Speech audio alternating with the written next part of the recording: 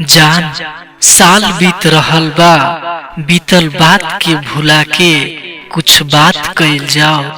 जान साल बीत रहल बा, बीतल बात के भुला के कुछ बात कइल जाओ। मिल के संगे रंगीन रात कइल जाओ। मिटा द दिल से दिल के दूरिया, मिटा द तू दिल से दिल के दूरिया। नया साल में फिर से प्यार के शुरुआत कइल जाओ। अपना खुशबू से भर के जीवन हमार साध पूरा द। अपना खुशबू से भर के जीवन हमार साध पूरा द। हमरा नाम के सिंदूर से अपन मांग सजा द। मिसाल दे दुनिया अपना प्यार के, मिसाल दे दुनिया अपना प्यार के।